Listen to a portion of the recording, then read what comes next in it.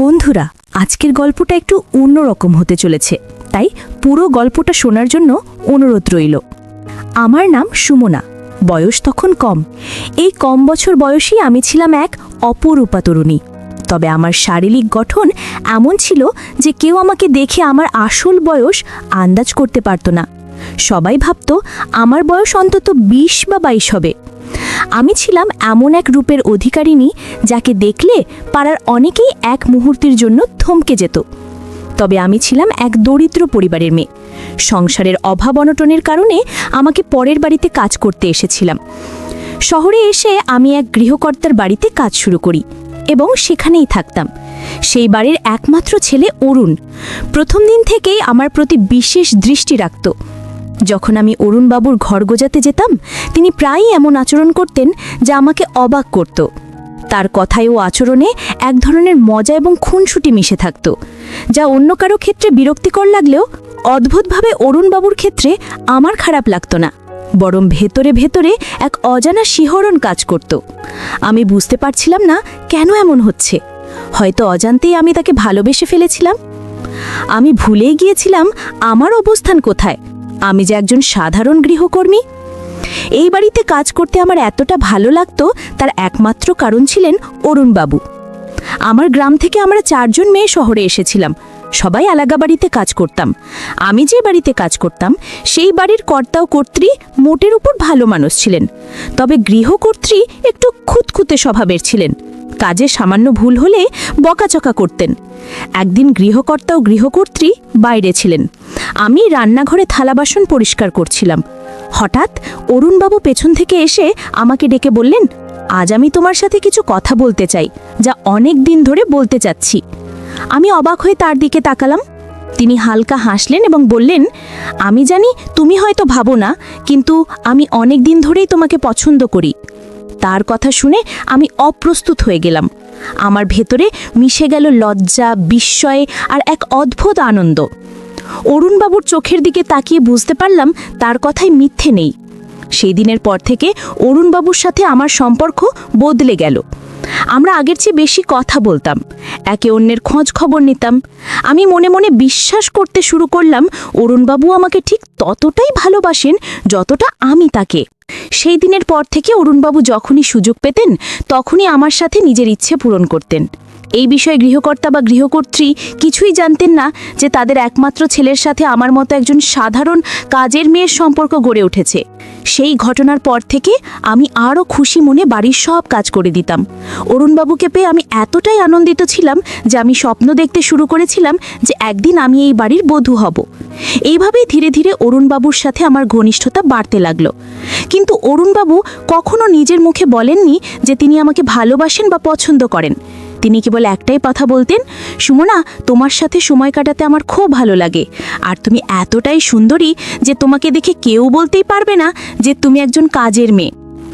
এভাবে 1 মাস কেটে যাবার পর একদিন গৃহকর্তার বন্ধু তার মেয়ে নিয়ে আমাদের বাড়িতে এলেন। আসলে তারা অরুণবাবুকে দেখতে এসেছিলেন।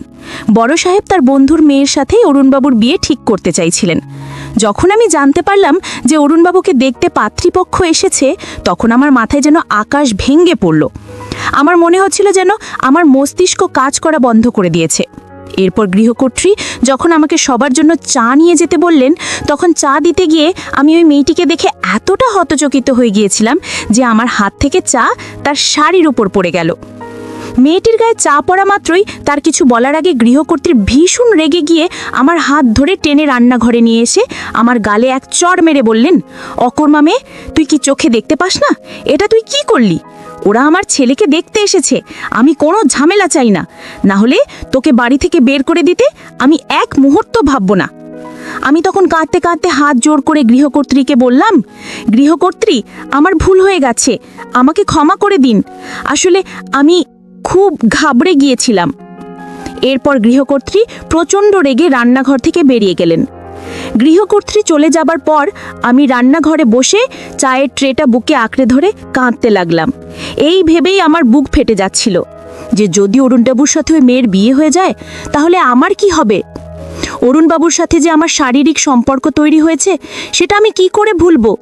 আমি তো মন প্রাণ দিয়ে অরুণবাবুকে ভালোবেসে ফেলেছিলাম। কাজের মেয়ে হলেও তো আমরা মানুষ, আমাদেরও তো আবেগ অনুভূতি আছে। এবং সেই দিন রিনা নামের ওই মেয়েটির সাথেই অরুণবাবুর বিয়ে পাকা হয়ে গেল। সেই দিন রাতে গৃহকর্তা ও গৃহকর্ত্রী ঘুমিয়ে পড়লে আমি রান্নাঘর থেকে বেরিয়ে অরুণবাবুর ঘরে গেলাম। আমি রান্নাঘরেই ঘুমাতাম। আমি ঘরে প্রবেশ করতেই অরুণবাবু আমাকে দেখে বললেন, সুমনা, এত রাতে তুই এখানে কি করছিস? আমি তখন অরুণবাবুর কাছে গিয়ে তার হাত ধরে নরম সুরে বললাম, অরুণবাবু, আপনি কি এই বিয়েতে সম্মতি দিয়েছেন? তখন অরুণবাবু ম্লান হেসে বললেন, আমার ইচ্ছে না থাকলেও আমাকে হয়তো এই বিয়েটা করতেই হবে, কারণ এটা আমার বাবা মায়ের খুব পছন্দের। তখন আমি আবেগ আপ্লুত হয়ে উত্তেজিতভাবে বললাম, তাহলে আমাদের মধ্যে যা চলছে সেটার কি হবে অরুণবাবু? অরুণবাবু তখন অবাক হয়ে বললেন, তুই কি বলতে চাইছিস? আমি তো কিছুই বুঝতে পারছি না। এরপর আমি অরুণবাবুকে আর কিছু না বলে রাগে ঘর থেকে বেরিয়ে আবার রান্নাঘরে ফিরে এলাম। সারা রাত ধরে শুধু একটাই চিন্তা করতে থাকলাম যে আমার আর অরুণবাবুর মধ্যে যে সম্পর্কটা গড়ে উঠেছে সেটার তাহলে পরিচয় কি? আমি তো মন থেকে অরুণবাবুকে নিজের ভেবেছিলাম, কিন্তু আমি তখনও জানতাম না যে অরুণবাবুর মনে আমার জন্য কি ছিল। শুধুই কি শারীরিক আকর্ষণ, নাকি মনের টান? এসব ভাবতে ভাবতেই আমি যখন সবে চোখ বন্ধ করেছি তার কিছুক্ষণ পরেই গৃহকর্তার ড্রাইভার করিম রান্নাঘরের ভেতরে ঢুকে আমার কাছে এসে বসলো আর আমার মুখে হাত বোলাতে লাগলো। তার স্পর্শে আমি ভয়ে আঁতকে উঠে চোখ খুললাম এবং তাকে দেখে হতভম্ব হয়ে গেলাম। আমি তখন উঠে বসে করিমকে বললাম, তুই এখানে কি করছিস? বের হয়ে এখান থেকে, না হলে আমি চিৎকার করব। আমাকে ছোঁয়ার সাহস তোর হলো কি করে? তুই খুব বেড়ে গেছিস। এরপর যদি আমাকে ছোঁয়ার চেষ্টা করিস তাহলে আমি গৃহকর্তাকে বলে তোকে চাকরি থেকে ছাড়িয়ে দেব। গৃহকর্তার ড্রাইভার করিম তখন বিদ্রূপে হেসে বলল, সুমনা, তুই যে অরুণবাবুর সাথে রাত কাটাস সেটা আমি নিজের চোখে দেখেছি। তাহলে আমার সাথে থাকতে তোর কি সমস্যা? দেখে নিস, একদিন অরুণবাবু তোকে ধোঁকা দেবে। তুই যে স্বপ্ন দেখছিস সেই স্বপ্ন তোর কোনোদিনও সত্যি হবে না। তুই যে একজন কাজের মেয়ে সেটা ভুলে যাস না। এই বলে করিম ঘর থেকে বেরিয়ে গেল। তার চলে যাবার পর আমি স্পষ্ট বুঝতে পারছিলাম যে করিম কোন স্বপ্নের কথা বলছিল। যেহেতু আমি অরুণবাবুকে ভালোবেসে ফেলেছিলাম, তাই আমি ভেবেছিলাম অরুণবাবু আমাকে বিয়ে করবেন এবং আমি এই বাড়ির কর্ত্রী হব। ড্রাইভার আমার সেই স্বপ্নের দিকেই ইঙ্গিত করে বলেছিল যে আমার এই স্বপ্ন কোনোদিনও পূরণ হবে না। এই কথাগুলো ভাবতে ভাবতেই আমার সারা রাত কেটে গেল। পরদিন সকালে আমি যখন বিষণ্ণ মনে ঘর পরিষ্কার করছিলাম, তখন গৃহকর্তা অরুণ বাবুর উপর প্রচণ্ড চিৎকার করছিলেন।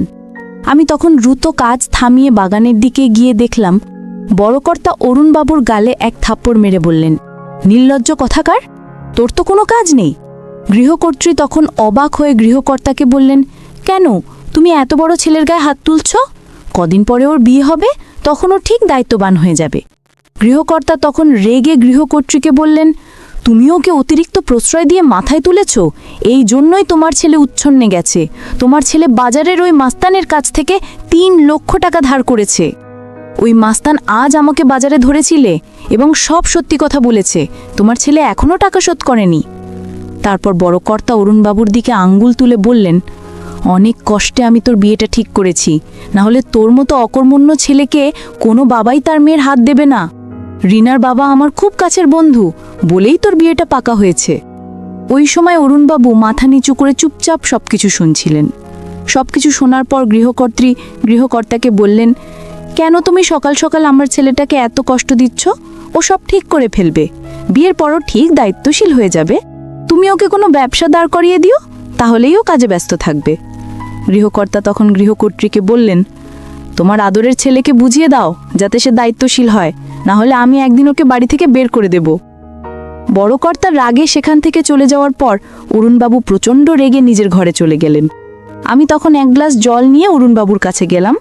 তখন অরুণবাবু রাগে ক্ষোভে নিজের মাথায় হাত দিয়ে বসেছিলেন। ঠিক তখনই তাকে এক মাস্তান ফোন করে হুমকি দিল যে আগামী 4 দিনের মধ্যে যদি অরুণবাবু তাদের টাকা ফেরত না দেন তাহলে তারা তাকে মেরে অবস্থা খারাপ করে দেবে। ফোনটা রাখার পর অরুণবাবু আমার দিকে তাকিয়ে বললেন, দেখছিস তো সুমনা, এই বাড়িতে আমার কোনো দাম নেই। আমার নিজের বাবা আমাকে বোঝা মনে করে, আমার উপর সবসময় রাগারাগি করে, আমার দিকটা কেউ ভেবে দেখে না, আমার কষ্টটা কেউ বোঝে না। অরুণবাবুর কথা শুনে আমার ভীষণ কষ্ট হচ্ছিল।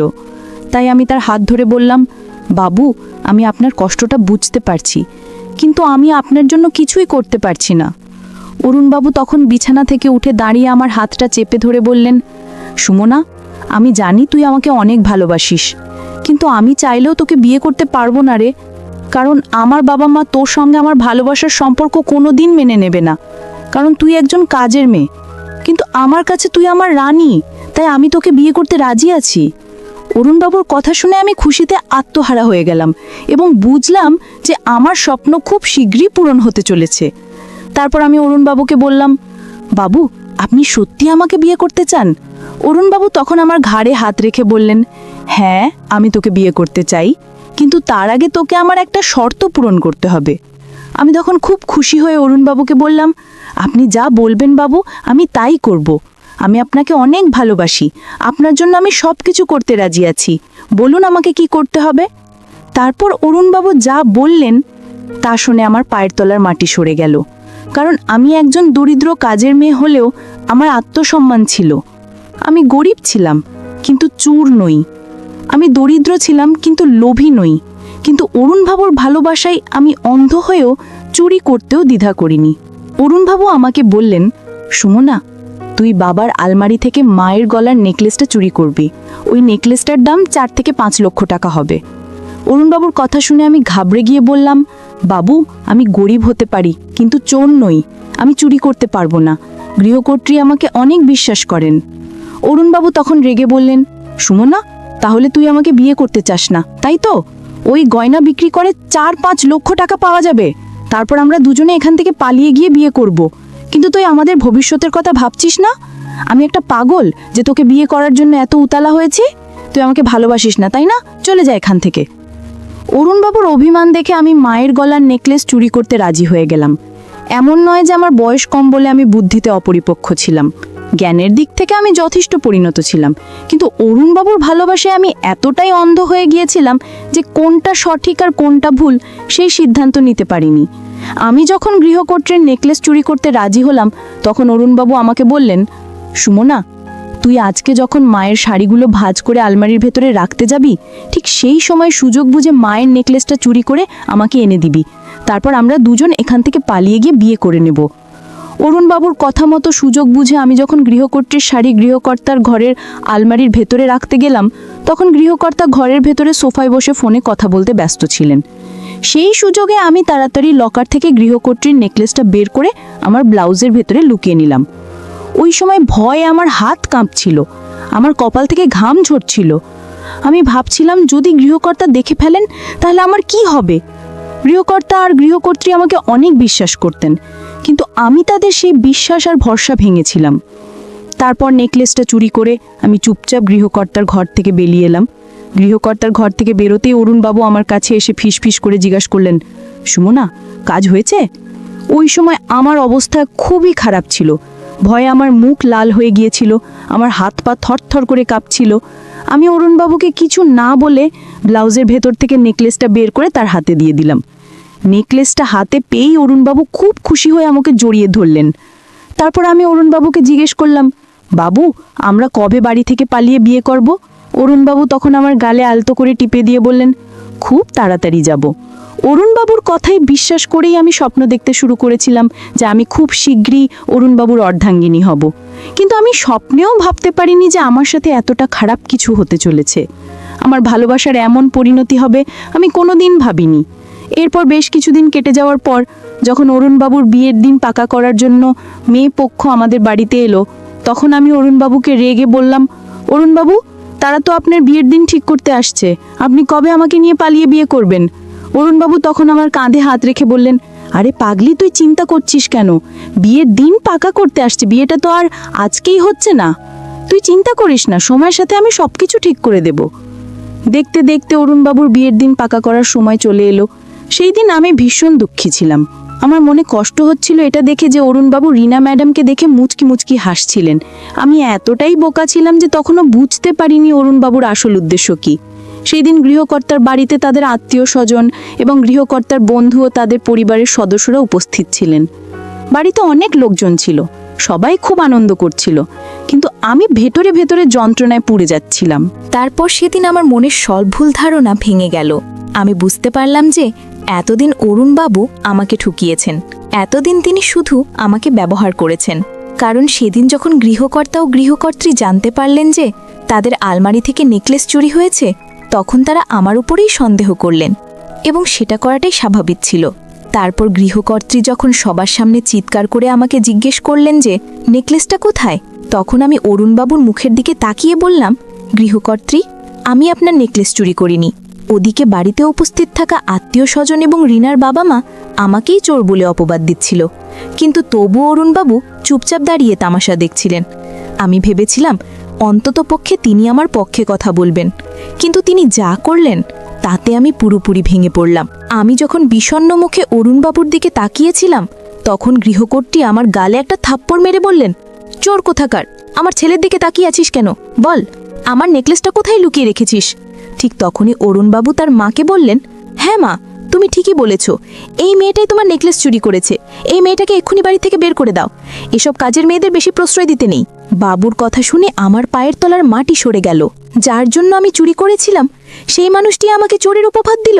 তখন আমি কথা বলার মতো অবস্থায় ছিলাম না, কিন্তু আমি খুব ভালোভাবেই জানতাম যে তখন আমি যদি সবার সামনেই সত্যিটা বলতাম যে অরুণবাবুর সঙ্গে আমার শারীরিক সম্পর্ক রয়েছে, তিনি আমাকে প্রতিনিয়ত ব্যবহার করেছেন এবং তিনি আমাকে চুরি করতে বাধ্য করেছেন, তাহলে কেউ আমার কথা বিশ্বাস করত না। তাই আমি সবাইকে একটাই কথা বললাম, আমি চুরি করিনি। আপনাদের যদি বিশ্বাস না হয়, তাহলে আপনারা আমার জিনিসপত্র তল্লাশি করে দেখতে পারেন। তারপর গৃহকর্তা ও গৃহকর্ত্রী এবং রিনার বাবা মা সবাই মিলে আমার জিনিসপত্র তল্লাশি করে যখন কিছুই খুঁজে পেলেন না, তখন তারা আমাকে ছেড়ে দিলেন। কিন্তু সেদিন আমি মনে মনে ঠিক করে নিয়েছিলাম যে যেভাবেই হোক আমার উপর যে চোরের অপবাদ দেওয়া হয়েছে সেটা আমাকে মুছতেই হবে। তাই সেদিন রাতে আত্মীয় স্বজনরা চলে যাওয়ার পর আমি সুযোগ বুঝে লুকিয়ে অরুণবাবুর ঘরে গেলাম। বাবুর ঘরে ঢুকে দেখলাম তিনি ফোনে কারোর সঙ্গে কথা বলছিলেন, এবং পরে বুঝতে পারলাম যে তিনি রিনার সাথেই কথা বলছেন। আমি তখন রেগে বাবুকে বললাম, আপনি কেন আমার সাথে এমনটা করলেন? আপনি আমাকে ঠকিয়েছেন। আমরা গরিব বলে কি আমাদের অনুভূতির কোনো মূল্য নেই? অরুণবাবু তখন প্রচণ্ড রেগে আমার দিকে আঙ্গুল দেখিয়ে বললেন, কাজের মেয়ে হয়ে এত বড় স্বপ্ন দেখিস? আরে তোর সাথে আমি শুধু আমার শারীরিক চাহিদা মেটাতাম, এর বেশি কিছু নয়। তুই ভাবলি কি করে যে আমি তোর সাথে শারীরিক সম্পর্ক করেছি বলে তোকে বিয়ে করব? আমি তোর সঙ্গে ভালোবাসা নাটক করেছিলাম শুধু আমার নিজের স্বার্থে, যাতে তুই আমার কাজটা করে দিস। আর তুই আমার কথা মতো মায়ের নেকলেসটা চুরি করেছিলিস, যেটা আমি বিক্রি করে আমার ধার শোধ করে দিয়েছি। এর মানেই নয় যে আমি তোর মতো কাজের মাসিকে বিয়ে করব। বেরিয়ে যা আমার চোখের সামনে থেকে। পরের দিন সকালে রিনার বাবা মা এসে গৃহকর্তা ও গৃহকর্ত্রীকে একটি ভয়েস রেকর্ডিং শোনালেন। সেই রেকর্ডিংয়ে আগের রাতে আমারও অরুণবাবুর মধ্যে যা কথা হয়েছিল তার পুরোটাই ছিল, এবং তারা সব কিছু জানার পর এই বিয়েটা ভেঙে দিয়েছিল। রিনার বাবা অরুণবাবুর বাবাকে বলেছিলেন, ছি, তোর ছেলে চরিত্রহীন, সে বাড়ির কাজের মেয়ের সঙ্গে সম্পর্ক করেছে। ছি ছি ছি ছি, আমি এমন একটা চরিত্রহীন ছেলের সাথে নিজের মেয়ের বিয়ে দিতে পারবো না। আসলে আগের দিন রাতে অরুণবাবুর ঘরে যাবার আগে আমি চালাকি করে নিজের মোবাইলে ভয়েস রেকর্ডার চালু করে রেখেছিলাম, যাতে সব সত্যিটা মোবাইলে রেকর্ড হয়ে যায়। তারপর ভোরবেলা আমি রিনার বাড়ি গিয়ে তার বাবা মাকে সেই ভয়েস রেকর্ডিং শোনাই। তখন তারা অরুণবাবুর ব্যাপারে সব সত্যিটা জানতে পারে, এবং এটাও জানতে পারে যে আমি চোর নই। তারপর গৃহকর্তা ও গৃহকর্ত্রী তাদের ছেলের ব্যাপারে সবকিছু জানতে পেরে খুবই লজ্জিত হলেন। গৃহকর্ত্রী তার ছেলের গালে এক থাপ্পড় মেরে বললেন, ছি, তুই এতটা নিচে নামতে পারবি? আমি কোনোদিন স্বপ্নেও ভাবতে পারিনি। সেদিন আমি তাদের সবাইকে বলেছিলাম, আমরা গরিব বলে কি আমরা মানুষ নয়? আমাদের অনুভূতির কি কোনো দাম নেই? আমাদের কি ভালোবাসার কোনো অধিকার নেই? আপনাদের ছেলে প্রতিনিয়ত আমাকে নিজের ইচ্ছে মতো ব্যবহার করেছে, যেটাকে আমি ভালোবাসা ভেবেছিলাম। আমার দোষ শুধু একটাই যে আমি আপনাদের স্বার্থপর ছেলেকে চোখ বন্ধ করে বিশ্বাস করেছিলাম। তাই আজ আমি এই বাড়ি ছেড়ে চলে যাচ্ছি। সেদিন গৃহকর্ত্রী আমাকে আটকানোর চেষ্টা করেছিলেন, কিন্তু আমি সিদ্ধান্ত নিয়েছিলাম যে আমি গ্রামের বাড়িতে ফিরে যাব এবং সেখান থেকেই কোনো কাজ করব। তারপর অরুণবাবুকে উচিত শিক্ষা দিয়ে আমি গ্রামের বাড়িতে নিজের বাবা মায়ের কাছে ফিরে এসেছিলাম। বন্ধুরা, প্রতিদিন এরকম গল্প পেতে চ্যানেলটি লাইক ও সাবস্ক্রাইব করে আমাদের সাথেই থাকুন।